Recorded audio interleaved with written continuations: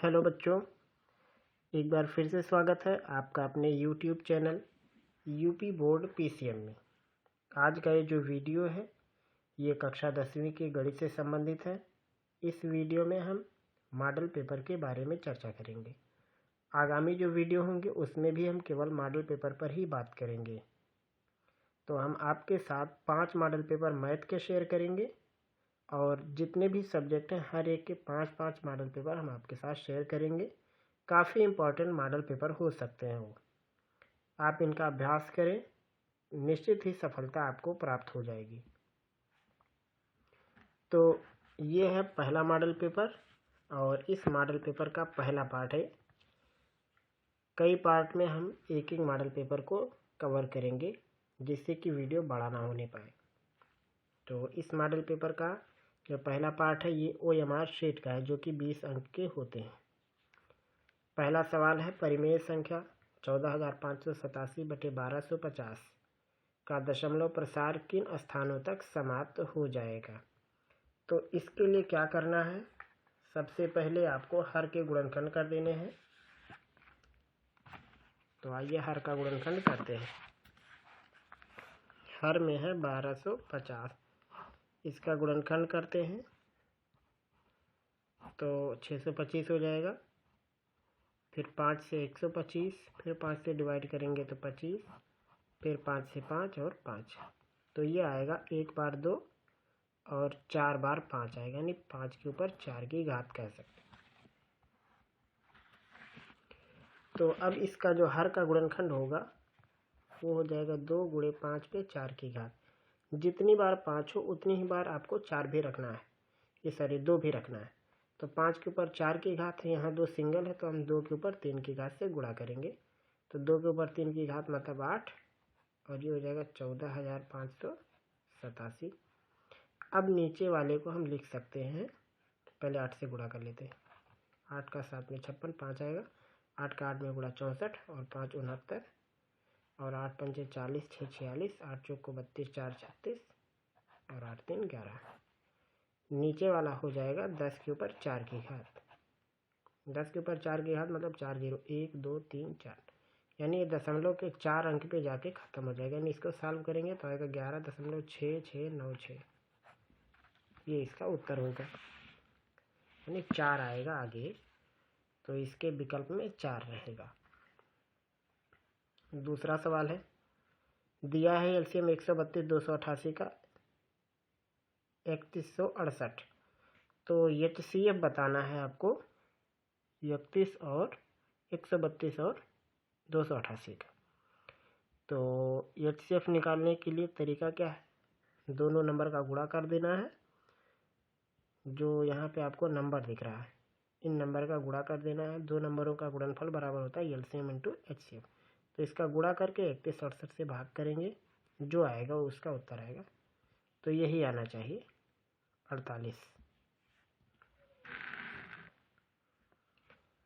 अगला सवाल है तीसरा, एक द्विघात बहुपद के अधिक से अधिक शून्यकों की संख्या कितनी होती है।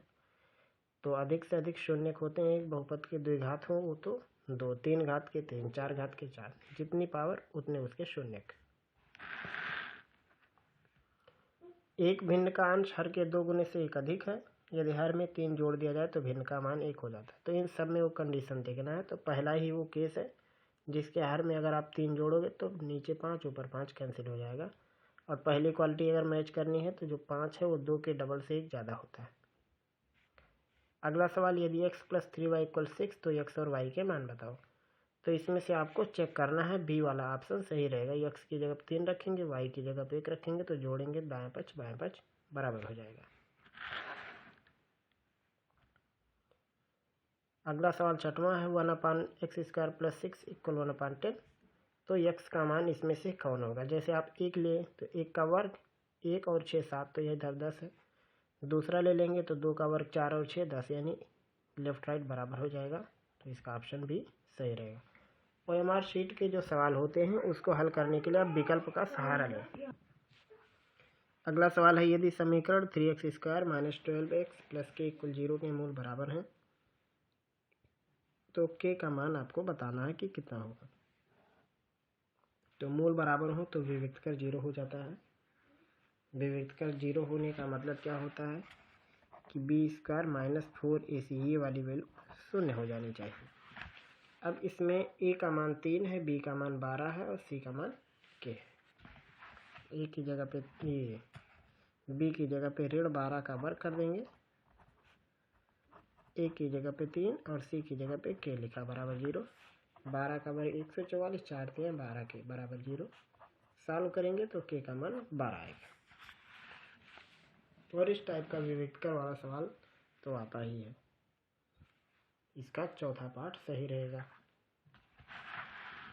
अगला सवाल है, चित्र में त्रिभुज ABC के आधार BC के समांतर रेखाखंड PQ खींचा। मतलब BC और PQ पैरेलल है और सवाल में दिया है कि PQ और BC का अनुपात 1:3 है, तो AP और PB का अनुपात बताओ। तो ये 1 और 3 है, जहाँ 1 ये है छोटे वाले त्रिभुज की साइड और 3 है बड़े त्रिभुज की साइड।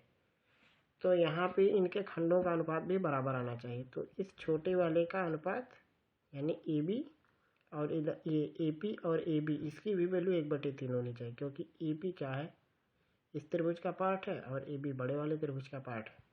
तो ये 1:3 का अनुपात होना चाहिए। तो जब आप AP और PB निकालोगे तो 1 और 2 का अनुपात आएगा इसमें। तो इसका जो विकल्प का उत्तर होगा वो होगा 1:2 का। अगला सवाल है 9वां सवाल, यदि एक रेखा किसी त्रिभुज की 2 भुजाओं को एक ही अनुपात में बांटती है तो वो तीसरी भुजा के समांतर होती है। बिंदु ऋण 2,6 ऋण 2,10 को मिलाने वाली रेखाखंड के मध्य बिंदु का निर्देशांक। तो मिड पॉइंट निकालना है तो x को जोड़ के आधा कर दो। ऋण 2 में ऋण 2 जोड़ेंगे ऋण 4, आधा करेंगे तो ऋण 2 आएगा। 6 और 10 16, उसका आधा 8, यानी ये वाला विकल्प सही रहेगा। 11वां सवाल है, 3 4 की y अक्ष से दूरी। तो y अक्ष से दूरी मतलब x को बताना है और x अक्ष से दूरी हो तो y को बताना। तो यहाँ y अक्ष से दूरी है मतलब 3 आएगा। सेक थीटा बराबर 2 है तो थीटा का मान, तो ये सेक 60 डिग्री की वैल्यू होती है 2। 13वां है, यदि 3 काट a बराबर 4 तो सेक a की वैल्यू बताओ। तो यहाँ से काट a की वैल्यू हो जाएगी 4/3। अब काट का जो सूत्र होता है आधार बटे कर्ण होता है, और सेक के आधार बटे लंब, और सेक के जो सूत्र होते हैं उसका जो सूत्र होता है कर्ण और बटे में आधार आता है। तो यहाँ पे काट में जो दिया हुआ है वो आधार 4 है और लंब 3 है। यहाँ पे हम लिख देते हैं। तो इसको लगाने का तरीका ये है कि लगाने के लिए आप क्या करेंगे, इसको लिख देंगे 4/3, जहाँ 4 है ऊपर वाला आधार और नीचे वाला है लंब। और जो आपको निकालना है वो है सेक a। तो सेक का होता है कर्ण बटे आधार, यानी जो इसमें आधार है काट वाले में वो सेक में नीचे होना चाहिए। तो इन सभी में 2 जगह पे 4 है, यहाँ भी है अब यहाँ भी। अब इसमें कर्ण लेना, तो कर्ण क्या होता है सबसे बड़ी होनी चाहिए। तो 3 और 4 अगर लंब आधार है तो कर्ण 5 होगा। तो इसका जो विकल्प बी है वो सही हो जाएगा। 6 सेंटीमीटर त्रिज्या वाले एक वृत्तखंड जिसका कोण 60 अंश है का क्षेत्रफल बताओ। एक वृत्तखंड का इसमें बताना है क्षेत्रफल। तो वृत्तखंड का क्षेत्रफल निकालने के लिए सबसे पहले इसे एक कच्चा डायग्राम बना देते हैं और ये बना देते हैं। यही होगा वृत्तखंड। ये एंगल है 60 अंश, साइज है 6 सेंटीमीटर की। तो सबसे पहले हम निकालेंगे पूरे इसका त्रिज्यखंड का क्षेत्रफल, जो कि होगा 60/360 पाई r²। r मतलब 6 का वर्ग, इसकी त्रिज्या 6 है तो 6 का वर्ग, और 60/360 यानी 1/6, 6 से 6 कट जाएगा तो ये होगा 6 पाई सेंटीमीटर स्क्वायर पूरे का। अब हम त्रिभुज का क्षेत्रफल निकालेंगे। अब त्रिभुज चूंकि समबाहु है, जब ये 6 है और ये 6 है और एंगल 60 है तो पक्का ये समबाहु त्रिभुज। सूत्र होता है √3/4 इंटू भुजा स्क्वायर यानी 6 का वर्ग। तो ये बन जाएगा 36/4 और कर्ण में 3, 4 9 36 हो जाएगा 9 करड़ी में 3, ये हो जाएगा त्रिभुज का। तो 6 पाई में से 9 करड़ी में 3 घटा देंगे तो 6 पाई की वैल्यू कितनी होगी 6 गुणे 22/7 यानी 132/7 ऋण 9 करड़ी में 3 ये होगा। तो ये विकल्प में देखते हैं, तो विकल्प में कहीं नहीं है तो इसका जो सूत्र होगा इनमें से कोई नहीं। अगर त्रिज्यखंड का निकालना होता तो त्रिज्यखंड इसका त्रिज्यखंड का आएगा 132/7 सेंटीमीटर स्क्वायर, लेकिन इसमें वृत्तखंड का कहा है तो इनमें से कोई नहीं। सवाल, समांतर श्रेणी 4 10 16 22 का सार्वंतर घटा देना है आपको। 10 में से 4 घटाएंगे तब भी 6, 16 में से 10 घटाएंगे तब भी 6, तो इसका उत्तर आएगा 6। किसी वृत्त के परिगत समांतर चतुर्भुज कैसा होता है? समचतुर्भुज होता है, ये याद रखें। माध्य माध्यक बहुलक के बीच का संबंध क्या होता है? तो इनके बीच का जो संबंध जो होता है बहुलक बराबर 3 माध्यक ऋण 2 माध्य, ये सही है। और इसके बाद 2 और सवाल ये है, यदि alpha alpha plus 2 alpha plus 4 alpha plus 6 alpha plus 8 का समांतर माध्य 11 है तो अल्फा का मान बताओ। तो कैसे निकालेंगे? 1 2 3 4 5 लोग हो गए तो 5 से इसमें गुणा कर देंगे, 11 5 55 और 8 6 14 4 18 2 20, 55 में से 20 घटा देंगे तो आएगा 35। अब ये लोग कितने लोग हैं? 1 2 3 4 5, तो ये हो जाएगा 5 अल्फा बराबर 35, तो अल्फा बराबर 5 से 35 7 आएगा। प्रायिकता पीई कितनी होती है? तो कोई भी प्रायिकता 0 के बराबर उससे बड़ी हो सकती है, 1 के बराबर और 1 से छोटी हो सकती है। तो इसका ये पार्ट जो सी है वो सही है। तो इस वीडियो में हमने देखा मॉडल पेपर 1 का जो OMR शीट का 20 सवाल होता है, उस सवाल का जवाब कैसे सवालों को लगाना है ये भी।